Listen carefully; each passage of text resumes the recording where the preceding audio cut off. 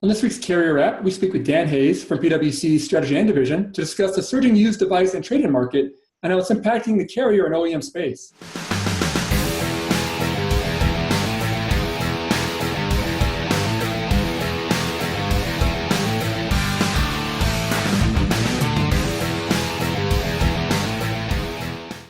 All right, well, thanks for joining us on this week's Carrier Wrap. I'm your host, Dan Meyer, Editor-in-Chief at RCR Wireless News. And this week we are again lucky to be joined by Dan Hayes from PwC Strategy and Division to talk a bit about what's happening in the mobile industry. So, hey, Dan, always good to talk to you. Thanks for joining us again this week. We appreciate it. It's always a pleasure, Dan. I'm excited to be here. Very good. Well, this week we're going to discuss the interesting topic of used devices and the trade-in market, which I think we were just discussing offline there, that it is a rapidly growing and increasingly complex marketplace out there in terms of devices coming to the market secondhand and what's happening out there. So I guess maybe start off with, what's kind of your overall view of where that market is today, kind of what's been changing. Obviously, it does seem like it's becoming a larger market. I guess what's your view on what's happening in terms of the growth there?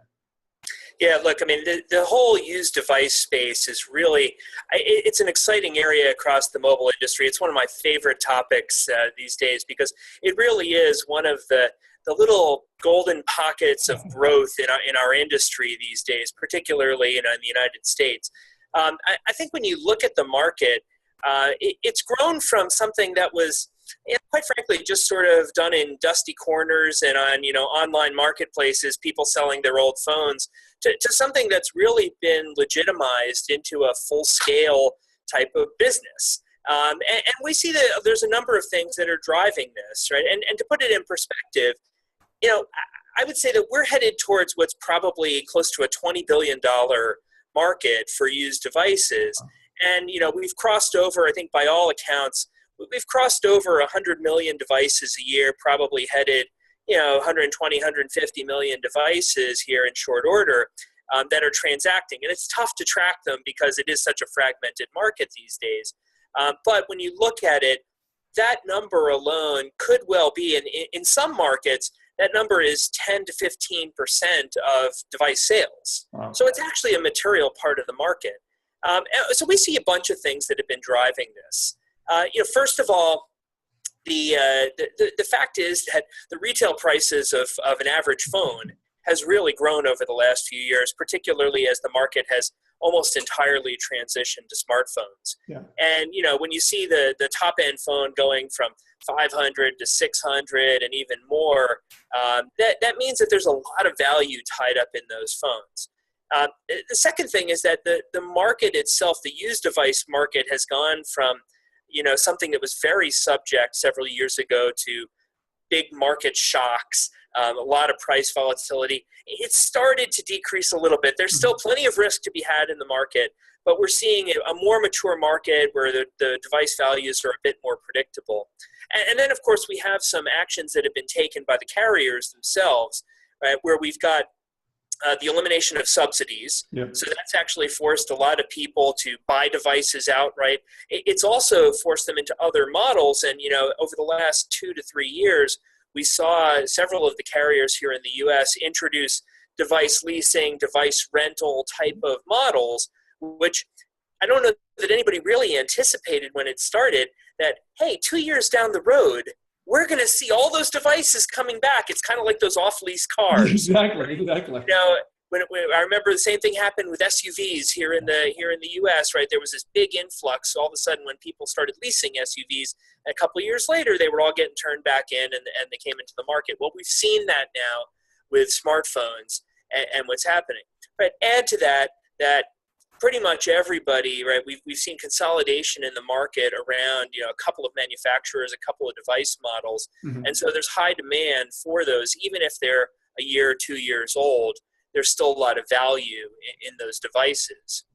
So we see the market really maturing. And, when you've got a device, years ago, if it was worth $40 or $50 to trade it in, you kind of threw it in a drawer and forgot about it, maybe kept it for, a rainy day or when your other phone broke. Yeah. But now if you've got $100, $200 on average, tied up in these other, in the smartphones and used smartphones, you've got real value there. The other sort of, final thought on this is, the carriers and the retailers have also gotten very wise to the value of this from a marketing perspective. Mm-hmm.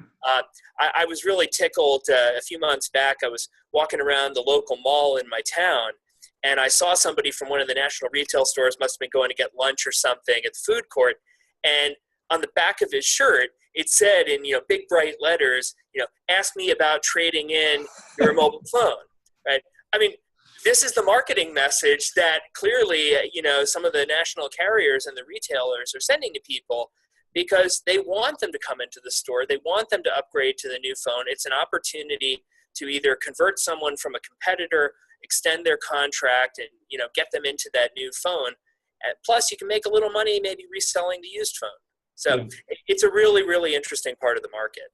That's a good point, because it does seem like that most of the new or the more recent promotions from operators have been tied to a customer trading in their old device for a new device. If they're coming from another carrier, you trade in your old device, get a new device. Even if a new device comes out, a lot of those promotions, if you want to get a free new device, you trade in your old device and you get the new device. So it is a lot of, the operators are a lot more open and being more aggressive towards wanting those new devices to come into the market there. And you bring up an interesting point too about what carriers are doing, because it does seem like that leasing model, some operators have kind of used that model and perhaps the potential of that model to a financial gain as well. I think, obviously Sprint has, a very close tie with Brightstar, Brightstar, I believe it was. And so, they're both owned by the same company.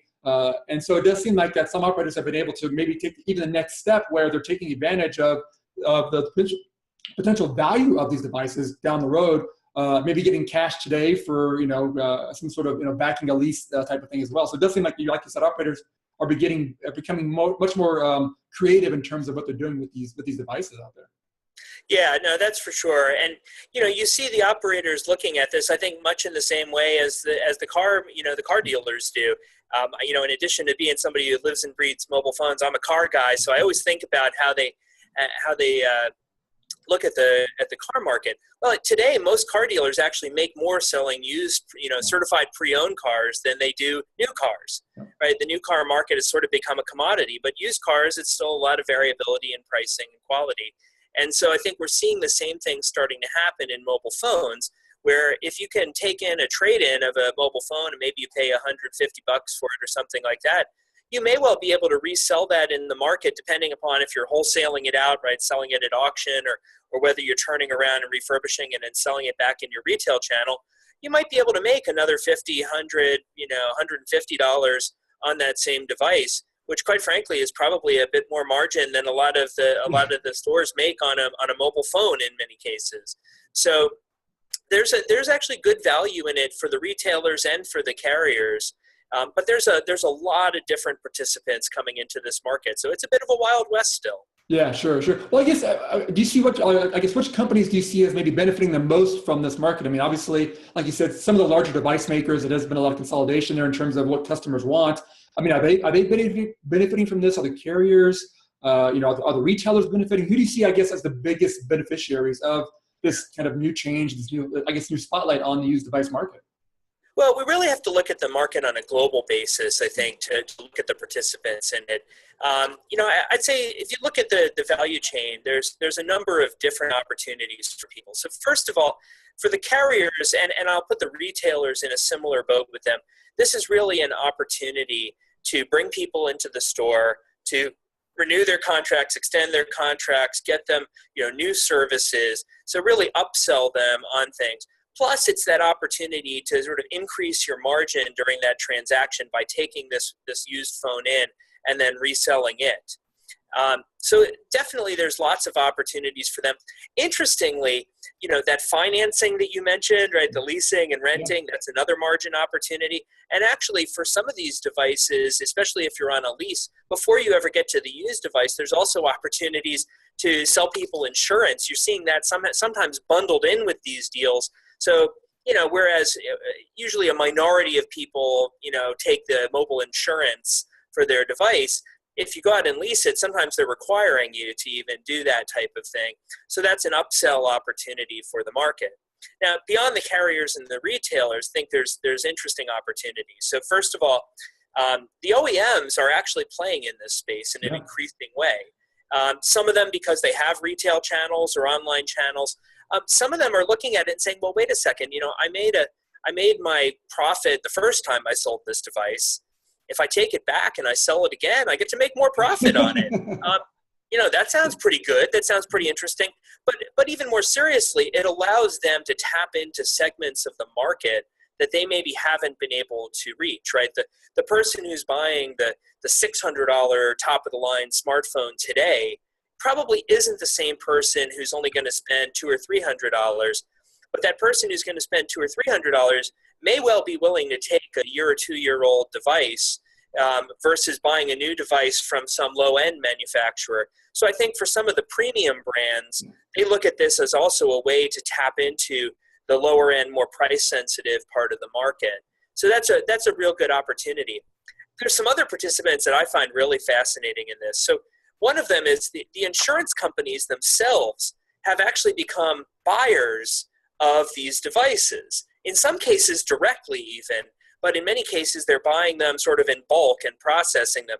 The reason for that is if you are like me, somebody who has a device protection plan for my smartphone, if I make a claim, they'd much rather give me a used device than have to go into the market and buy a new device to give to me. Mm-hmm. And usually the terms of their insurance programs say that they can give you a reconditioned device as part of the replacement. So for them, it's a huge cost savings to be in this. And so we look at the insurance providers also as both customers and beneficiaries for these mobile devices, these used mobile devices. And then, the other ones, of course, are the people that play in the value chain, some of the supply chain companies and distributors that are in this. They used to be all about new devices, but many of them increasingly are seeing that there are opportunities for used devices, particularly given the growth in volume that we're seeing. And so everything from just managing the programs to to processing the devices, to doing reconditioning, even auctioning them off. There are auction houses all over the world now that hold daily auctions for these lots of used phones, and people come in and transact every single day buying these phones. And in many cases, they sort of go into the gray market where they go to small dealers or they go into the emerging markets where a lot of these phones finds their way. So, one of the considerations there, of course, is making sure that the data is wiped appropriately and the devices are updated. Because the last thing you want, and we all hear the horror stories of somebody gets a call from someone in another country saying, "Hey, could you tell me the password for your device? Because I need to wipe it off. I own it now." Yeah, you don't want that to happen. Yeah, definitely. That's a good point there. Well, I guess I guess on the other side, are other companies being squeezed by all this? Because it does seem like, again, the bigger guys are taking advantage of this. Perhaps other companies out there or segments that are being squeezed by this move as well. Yeah, I mean, there's absolutely some pressure being exerted on the low end of the smartphone market. Okay. I think particularly some of the emerging manufacturers in Asia that have been aiming at, some of the more price-sensitive markets like in India or China, Southeast Asia, maybe even pockets in Latin America. Mm-hmm. These used devices present an alternative to them, and it certainly places price pressure on them. For them in their segment of the market. Mm-hmm. So I don't know that I would say necessarily that it's really damaging their business, but it is continuing to sort of eat into that growing low end of the market in countries where, we have, 80 or 90% smartphone penetration here in the U.S. A lot of countries still have, less than 30. Yeah. So this is an opportunity for them, but those are big markets. The other thing that we're seeing happen is a lot of this is starting to support the growing trend to transact for device purchases online. Mm-hmm. There's actually a shockingly low percentage of smartphone sales that take place online today. But with these used devices, a lot of times the most efficient way to actually access them is to buy them online, right? Don't have to hold inventory in a local store. Mm-hmm. Don't have to have all the distribution costs associated with it. So we're starting to see that sort of push into the online market as well. And then, of course, I think that you're also starting to see some new channels develop, for the sale of used devices. In fact, a lot of them seem to be going, even domestically here in the U.S., a lot of the used devices seem to be headed into the independent dealer channels, many of which are serving more price-sensitive segments of the U.S. market. And so you walk into those stores, and they might have the newest smartphone, and then right alongside it, they might have a year-old reconditioned one, and those are attractive choices for them. Yeah, it's interesting. Like you said, too, it is an international market out there for this. I think traditionally we've always thought of these devices ending up, going to third world countries or developing markets. And that still is happening, obviously. But they are going to, just different market segments, and it's just kind of really, it seems like you said, expanding the market dramatically for both the operators, for the carriers, the device makers out there. It's been pretty interesting to watch how that's kind of all played internationally as well. So a big move there. And I would tell you, when you talk about international, there's a couple of interesting dynamics going on in this as well, right? Of course, here in Washington, trade policy is all the talk these days. Yeah. And so, phones are actually a really, really interesting subject of a lot of trade barriers around the world. And of course, to us here at PwC, those tax issues become really important. Yeah. We have some markets we've looked at, like for example Brazil, where you actually see that the tariff structures in some countries, really actually prevent some of the growth of this used phone business. In Brazil, as I mentioned, you actually have a tariff structure that really impedes you even moving phones between states, let alone moving them out of the country or in and out of the country. And so that's become, an impediment in some of these markets. So we also think that there's probably some regulatory and legislative issues around all of this for this market to continue to grow. Yeah, that's a good point too. I know we had a reporter down in Brazil for a while. I know she was doing some stories on the fact that a lot of device makers, the larger OEMs out there, were having to build facilities in some countries in Latin America because their structure made it so that it's hard to import those devices in there. So they had to actually build them there. Well, they couldn't tap into a pretty large market. So yeah, that definitely seems like you said, the regulatory angles are big on that.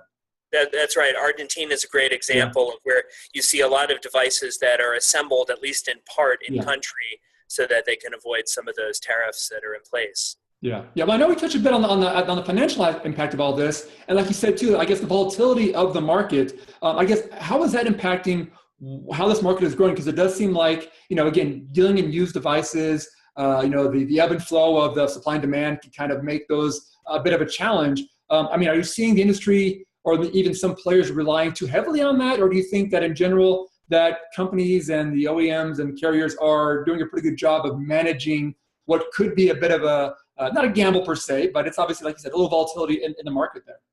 Yeah, well, we like to call it a calculated risk. It's Very optimistic for some of the companies participating in this. But, as the volatility in the used phone market has started to calm a little bit in recent years, you actually have seen several, billion-dollar plus businesses emerge in this space. And so we are starting to see some people getting to scale. And I have to say, it's an area with a lot of really interesting innovation.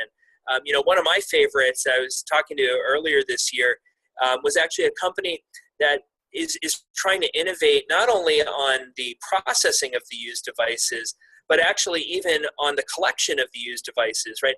They look at it and they said, well, why would I go into a store and have to go deal with a sales rep and have the sales rep sort of judge what my device is worth? And they said, well, what if I could just make this like a kiosk where I just go drop my phone in and it tests it and it scans it and it checks it to see what it is, and it essentially gives me a prepaid credit card or something like that with my funds on it. It has several advantages.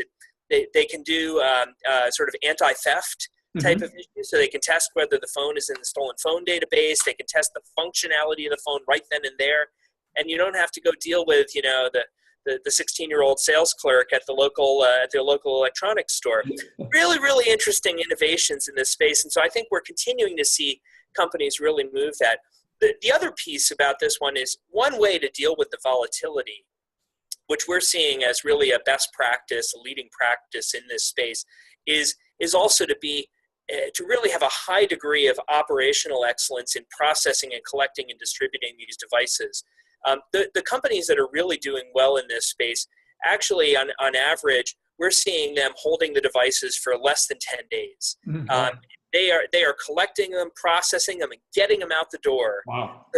So that they don't have the risk of there being a correction in the market or a radical shift in the price for those devices. That takes a great deal of discipline to operate at that type of pace, and certainly not everybody is able to do that. But we're starting to see companies engineer their whole reverse supply chain for the collection of these used devices to enable them to do that. So it's an exciting space within the industry, and I think it's one that there's a lot of potential going forward. Yeah, that's very interesting innovation happening out there. Like you said, a lot of companies are adapting rapidly to what's happening and coming up with new ideas for this. That's amazing to hear that kind of stuff happening out there. But I guess maybe looking forward a little bit, maybe as a final wrap-up question, what do you see as kind of, I guess, the future of this? I mean, obviously, the leasing market, going back to the automobile segment, leasing kind of comes and goes in waves. It seems like where manufacturers are pushing a lot of leasing devices, and then a couple years later they get them back, and it kind of impacts the resale value sometimes and things like that.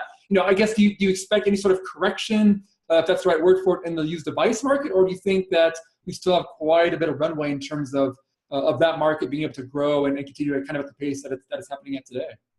Yeah, look, I mean, I look at it in addition to cars, think about houses, right? Nobody moves out of their house and says, oh, let me just go knock it down. I'll just go take it to the local dump and go build another one somewhere, right? There's value in those used houses. There's value in those used cars. And mobile devices increasingly are one of the one of the largest expenditures that many people have, many families have. So there is value in those devices. We think it's a market that's here to stay.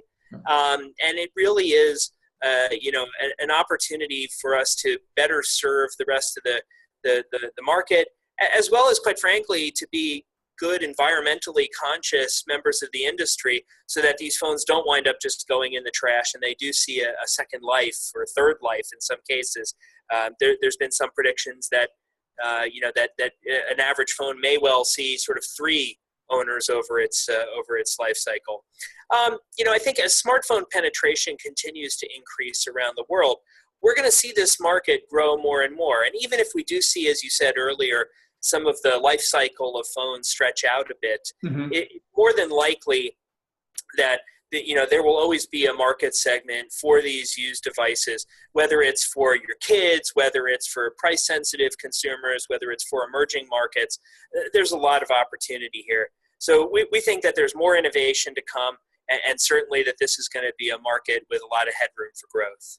That sounds good. Well, hey, Dan, always appreciate the insight. Obviously, like you said, this is an interesting topic. I know when you brought it up initially as something to discuss, I was like, I hadn't thought about it in a long time. And you're right, it is a very innovative market. Like you brought a lot of examples of what's happening out there, and a growing market like crazy. I mean, it just seems like, it's a core part to what's happening in the market today, with the way operators are handling their business, with how OEMs are handling their business. So again, great insight into a very interesting topic. We definitely appreciate the insight on that today. And thanks so much. And hopefully we'll talk again soon on another interesting topic out there. Great. Thanks a lot, Dan. All right. Talk again soon. Well, thanks for watching this week's show, and make sure to check out our next carrier app when we speak with MVNO DataZoom on its approach to targeting enterprise customers.